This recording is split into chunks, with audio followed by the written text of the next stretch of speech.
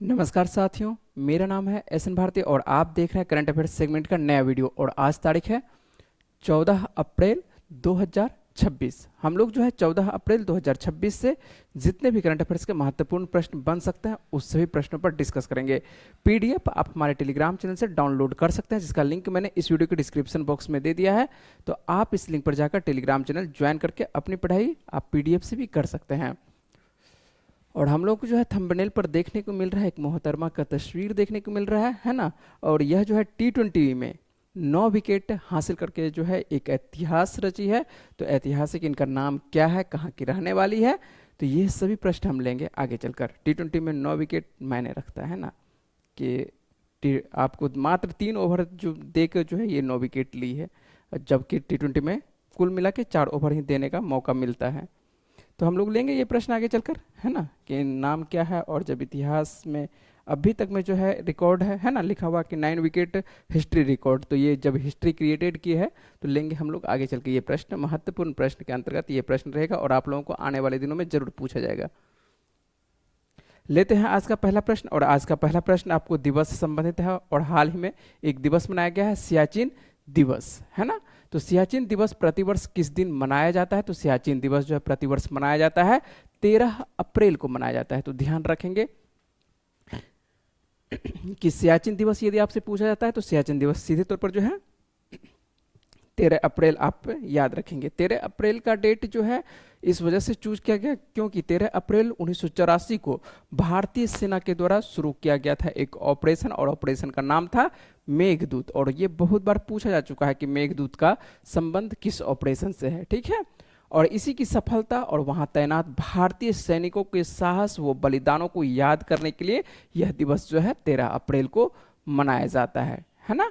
यदि बात करें ऑपरेशन, यदि थोड़ा सा यहाँ पर बातचीत कर लेते हैं क्योंकि ये प्रश्न बार बार पूछा गया है। ऑपरेशन मेघदूत, ऑपरेशन मेघदूत भारत के जम्मू कश्मीर राज्य में सियाचिन ग्लेशियर जो आपको देखने को मिलता है, तो सियाचिन ग्लेशियर पर कब्जे को लेकर जो है भारतीय सशस्त्र बलों के ऑपरेशन के लिए कोड नाम दिया गया था। तो ऑपरेशन के लिए कोड नाम दिया गया था खास करके जो है शुरुआती दौर में जब भारत पाकिस्तान विभाजित होता है तो उतने ऊंचाई क्षेत्र पर जो है छोड़ दिया गया था, कोई नहीं, लेकिन धीरे धीरे जो है वहां पर पाकिस्तानी सेना आने लगा। तो जब पाकिस्तानी सेना आने लगा तो यहाँ पर जो है भारतीय सेना उस क्षेत्र पर जो है अपना अधिकार रखने के लिए यह ऑपरेशन चलाया था। और ऑपरेशन का नाम क्या था? ऑपरेशन मेघदूत आपको देखने को मिल रहा है। और सियाचिन संघर्ष से जुड़ा था और 13 अप्रैल 1984 को शुरू किया गया यह सैन्य अभियान अनोखा था क्योंकि दुनिया की सबसे ऊंचाई पर स्थित युद्ध क्षेत्र पहली बार हमला यहां पर शुरू किया हुआ था।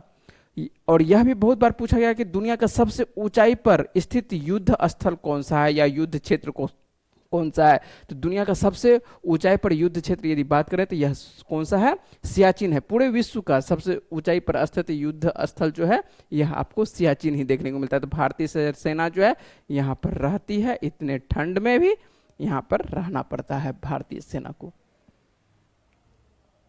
अगला प्रश्न है, इसरो ने गगनयान मिशन के लिए दूसरा एयर ड्रॉप टेस्ट कहां आयोजित किया है? क्या है कि इसरो के द्वारा जो है गगनयान मिशन के लिए दूसरा एयर ड्रॉप टेस्ट कहां आयोजित किया है? तो यह जो है किया है आयोजित कहां पर?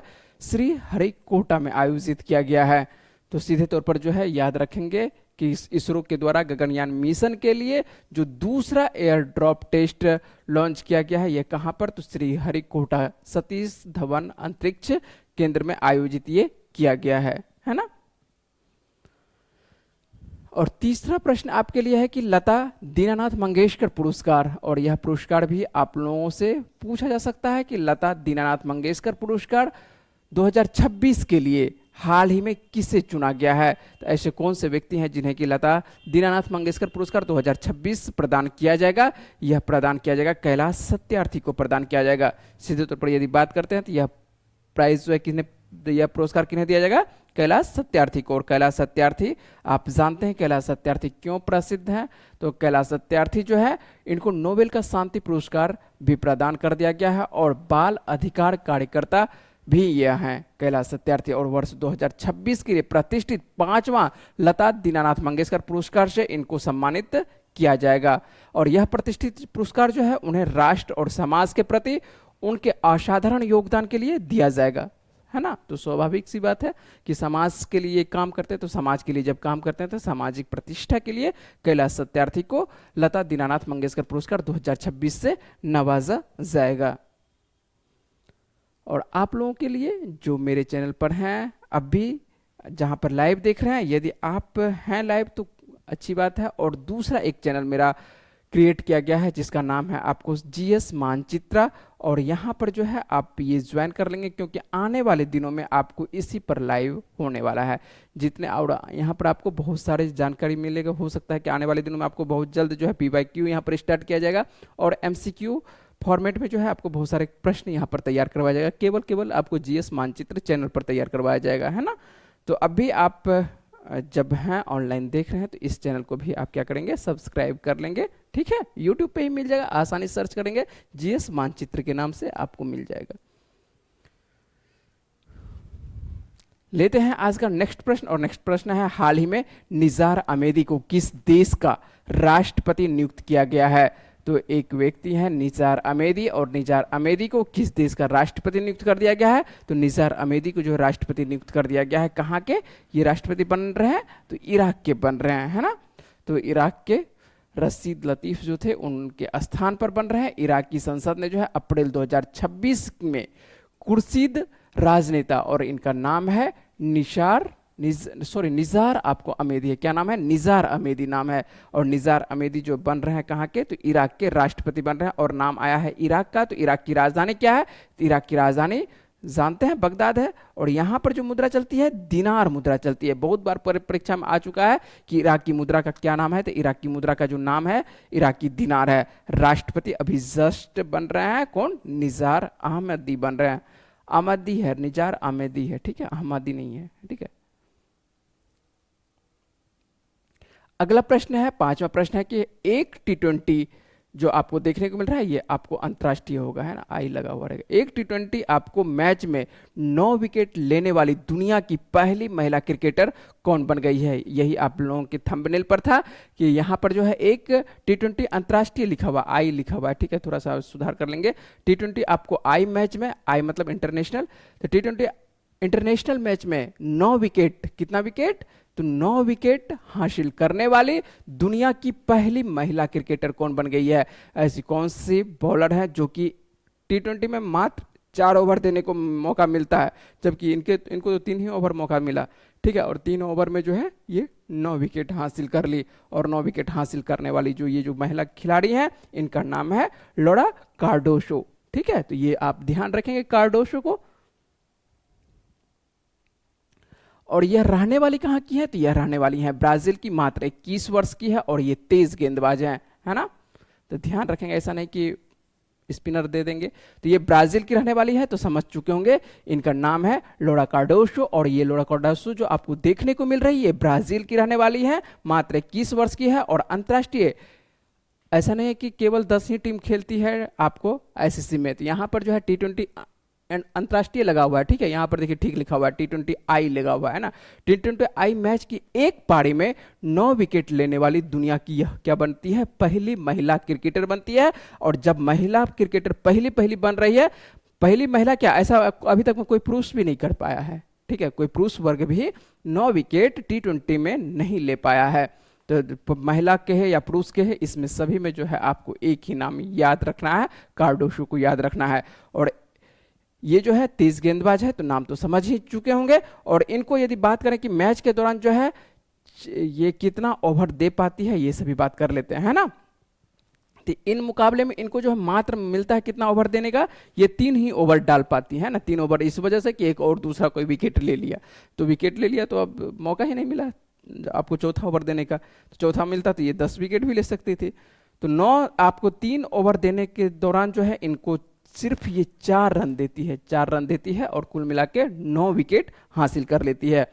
तो 3 ओवर फेंकती है, और 3 ओवर में जो है 4 रन, मात्र 4 रन, और उसके बाद 9 विकेट हासिल करती है। तो यह जो है अपने आप में एक कारनामा है, और जब कारनामा है तो यह अच्छे से याद होनी चाहिए। इसीलिए नीचे हम यहाँ पर लिखा हुआ कि अभी तक T20 इंटरनेशनल क्रिकेट में बेस्ट स्पेल डालने का जो रिकॉर्ड है भूटान के आपको पुरुष क्रिकेटर सोनम येसे के नाम था और उन्होंने जो है पिछले साल म्यांमार के खिलाफ मुकाबले में सिर्फ 7 रन देकर 8 विकेट हासिल किए थे। तो ये थे पुरुष में, और यदि पुरुष में पूछा जाता है तो पुरुष में अभी इन्हीं का नाम रहेगा, सोनम येसे का नाम रहेगा, तो सोनम येसे का नाम रहेगा। लेकिन महिला में आपको नाम रखना है कार्डोसो को नाम, जो कि रहने वाली कहाँ की है, रहने वाली ये जो है ब्राजील की रहने वाली है ना।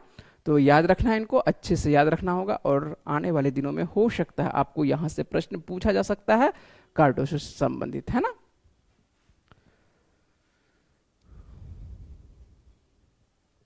अगला प्रश्न ले लेते हैं कि अगला प्रश्न जो है, मुंद्रा बंदरगाह किस राज्य में स्थित है जो भारत का सबसे बड़ा ऑटोमोबाइल निर्यात केंद्र बन गया है। तो ये जो मुंद्रा बंदरगाह है, तो सीधी सी बात है कि यह बंदरगाह सब तो आपको याद होगा, है ना। ज्योग्राफी जब पढ़ते होंगे तो वहाँ पर सभी विषय आप ज्योग्राफी के अंतर्गत आपको पढ़ाया जाता है कि कौन सा बंदरगाह कहाँ पर अवस्थित है।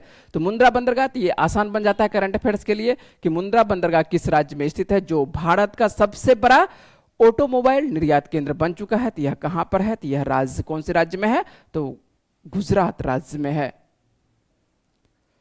यदि बात करें 7वां प्रश्न का, तो 7वां प्रश्न है कलाई 2 जल विद्युत परियोजना, है ना। कलाई एक पहले से भी है और एक दूसरा दे रहा है, कलाई 2 जल विद्युत परियोजना भारत की रिन्यूएबल मतलब कि एनर्जी जो प्रदान की जाती है, रिन्यूएबल एनर्जी क्षमता को मजबूत करने के लिए किस राज्य में मंजूरी दी गई है। तो यहां पर जो है एनर्जी क्षमता को मजबूत करने के लिए जो है कलाई 2 जल विद्युत परियोजना को जो मंजूरी प्रदान की जा रही है, किस राज्य में, तो यह अरुणाचल प्रदेश में। कहां पर, तो इसका आंसर हो जाएगा अरुणाचल प्रदेश हो जाएगा। तो याद रखेंगे कलाई 2 यह जो है आपको हाइड्रो इलेक्ट्रिक प्रोजेक्ट, एक बड़ा क्या है, पनबिजली प्रोजेक्ट है, जिसे अप्रैल 2026 में ही नरेंद्र मोदी के नेतृत्व में आर्थिक मामलों की कैबिनेट समिति के द्वारा इनको मंजूरी प्रदान कर दी गई थी। ठीक है, मंजूरी बहुत पहले ही प्रदान कर दी गई थी। और इस प्रोजेक्ट को जो है अरुणाचल प्रदेश के अंजाव जिले में लोहित नदी पर बनाने की योजना है। तो याद रखेंगे नदी इंपोर्टेंट होता है, और यह भी ज्योग्राफी के संदर्भ से जो है इंपोर्टेंट होगा।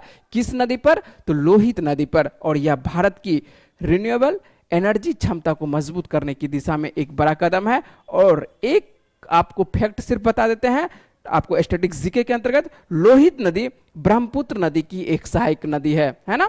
ज्योग्राफी में पढ़ते होंगे कि लोहित नदी किसकी सहायिका है, तो लोहित नदी जो है ब्रह्मपुत्र नदी की सहायिका है, जो एशिया की प्रमुख नदी प्रणालियों में से एक है। ब्रह्मपुत्र नदी वैसे प्रसिद्ध नदी है, और उसमें से लोहित नदी भी आपको याद रखना होगा कि लोहित किसकी सहायिका है, तो यह जो है ब्रह्मपुत्र नदी की सहायिका है। और इसी पर जो है यह कलाई 2 परियोजना जो है पनबिजली परियोजना तैयार की जा रही है। समझ रहे बात को, किसी प्रकार का कोई परेशानी नहीं। यदि आप वीडियो अभी देख रहे हैं तो वीडियो क्या करना है, लाइक कर देना है, चैनल को क्या कर लेना है, सब्सक्राइब कर लेना है। और नया चैनल भी आपको बता चुके हैं, यदि आप नए चैनल पर आना चाहते हैं तो नए चैनल पर भी आप आ सकते हैं, है ना। चलिए सही है।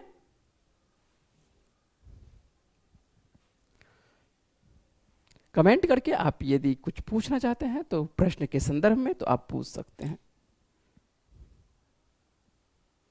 चलिए अगला प्रश्न ले लेते हैं कि अगला प्रश्न कौन सा है कि निम्न में से किस देश में 9वां हिंद महासागर सम्मेलन आयोजित किया गया। और कौन सा है, ये आपको 9वां हिंद महासागर सम्मेलन आयोजित किया गया। तो ये कहां पर, तो कहां पर ध्यान रखेंगे, कहां पर, तो यह जो है आपको हिंद महासागर जो है मॉरिशस में, है ना। तो 9वां हिंद महासागर सम्मेलन आयोजित किया गया, यह कहां पर, तो ये मॉरिशस के अंतर्गत आपको किया गया है, तो याद रखेंगे। ठीक है, और जब नाम आया है मॉरिशस का, तो मॉरिशस की राजधानी क्या है, तो मॉरिशस की राजधानी पोर्ट लुइस है। और यहाँ पर जो मुद्रा चलती है रुपया ही मुद्रा चलती है। कौन सी मुद्रा, तुम लेकिन मॉरिशस मुद्रा चलती है ना, ऐसा नहीं कि भारतीय मुद्रा। तो यहाँ पर जो है रुपया चलती है, नाम में है रुपया ही। प्रधानमंत्री डॉक्टर नवीन राम गुलाम है। और मॉरिशस में आपको याद रखनी होगी, यहाँ पर जो है जो बिहारी लैंग्वेज है भोजपुरी, आप मॉरिशस में जाके आनंद ले सकते हैं, भोजपुरी में बातचीत कर सकते हैं। ठीक है, तो वहां पर जो है आधिकारिक भाषा के रूप में भोजपुरी को भी रखा गया है। और भी भाषा है लेकिन भोजपुरी भी वहां पर बोली जाती है। ठीक है, अधिकांश बिहारी जाके वहां पर बस गए हैं। अगला प्रश्न लेते हैं। अगला प्रश्न जो है आपके लिए, हाल ही में उपराष्ट्रपति सीपी राधाकृष्णन, अभी वर्तमान में उपराष्ट्रपति जो है कौन है, सीपी राधाकृष्णन है। और इनके द्वारा ही हाल ही में किस भाषा में भारत के संविधान का नवीनतम संस्करण जारी किया गया है। पूछा जा रहा है कि कौन से भाषा में भारत के संविधान का नवीनतम संस्करण जारी किया गया है, और यह प्रश्न जो है यह इंपॉर्टेंट रहेगा, है ना।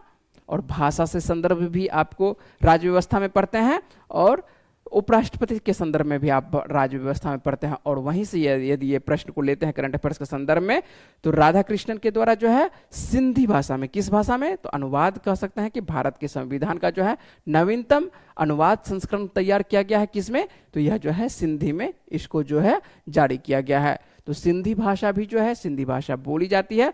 जो खास करके सिंधी भाषा कहाँ पर बोली जाती है, तो सिंधी भाषा बोली जाती है जम्मू कश्मीर के कुछ क्षेत्रों में जो है सिंधी भाषा का प्रयोग होता है, और भारत का एक पौराणिक भाषा है सिंधी, और इस वजह से ये याद रखना है आपको करंट अफेयर्स के संदर्भ में, ठीक है।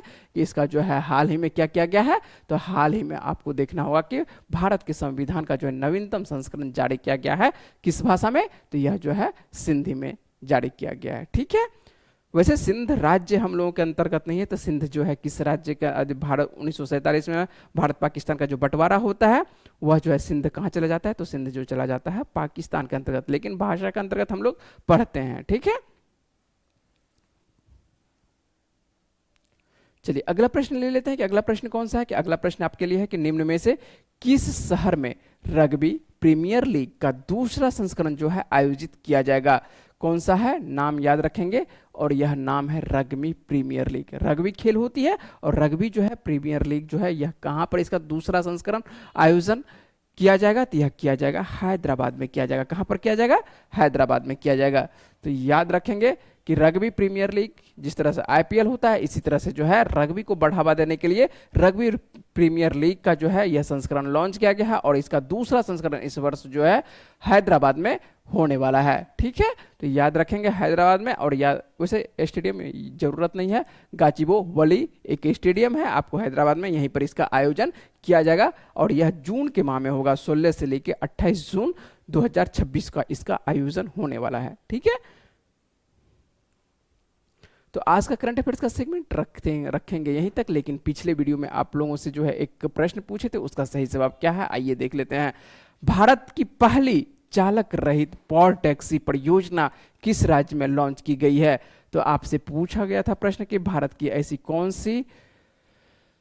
कौन सा राज्य है जहां पर कि चालक रहित, बिना ड्राइवर, है ना, बिना ड्राइवर जो है, ड्राइवरलेस कह सकते हैं कि ड्राइवरलेस पॉड टैक्सी, छोटी एक टैक्सी लॉन्च की गई है, कम दूरी के लिए लॉन्च की गई, उसका अपना एक ट्रैक रहेगा, उस पर जो है यह चलने वाली है। कहाँ पर, तो यह जो है महाराष्ट्र राज्य में। कहाँ पर, तो महाराष्ट्र राज्य में। और जाते जाते जो है आपके लिए एक प्रश्न छोड़ के जाएंगे जिसका जवाब आपको देना होगा, क्योंकि मेरे द्वारा ये प्रश्न का जवाब करवा दिया गया है। कल के वीडियो में जो है पूरे विस्तार से ये प्रश्न आप लोगों को करवाया है, और प्रश्न क्या करवाए थे उसका जवाब आप, यदि आपके पास जानकारी है तो लिखेंगे, यदि नहीं जानकारी है तो पिछले वीडियो में जाके आप देख लेंगे। वर्ष 2028 में कोप 33, है ना, वर्ष 2028 में होने वाला था कोप 33, और इसके शिखर सम्मेलन की पहले घोषणा थी कि कहां पर होने वाला है, लेकिन इस यही प्रश्न है कि शिखर सम्मेलन की मेजबानी करने का जो है योजना किस देश ने जो है अपना नाम क्या कर दिया है, वापस ले लिया है। पहले घोषित था कि इस देश में इसका कोप 33 का जो है आयोजन किया जाएगा, लेकिन वहां से जो है एक ऐसा कौन सा देश है, इस चार ऑप्शन में से आपको बताना होगा कैसा कौन सा देश है कि जो कि अपना नाम वापस ले लेता है, कि अभी जो है हम कोप 33 करने में सक्षम नहीं है ना। तो उसमें बहुत सारी राजनीति भी है, क्यों नहीं है, क्योंकि ये ग्रीन हाउस से संदर्भित है, और ग्रीन हाउस यदि होता है तो सबसे पहले तो आप ही को देखा जाएगा कि आप ही इतना रिलीज कर रहे हैं, और आप जब बैठक कर रहे हैं तो आपको तो पहले कम करना होगा। इसी संदर्भ में जो है देखना होगा कि ऐसा कौन सा देश है, क्यों आपको बताना होगा आंसर, ठीक है। तो करंट अफेयर्स का सेगमेंट रखेंगे यहीं तक। यदि आपको वीडियो अच्छी लगी तो वीडियो क्या करना है, लाइक करना है, और नया चैनल आपको सब्सक्राइब कर लेना है। और नए चैनल का नाम एक बार जाते जाते फिर से आपको बता देते हैं कि नए चैनल का नाम क्या है। तो नए चैनल का नाम है जीएस मानचित्र, है ना।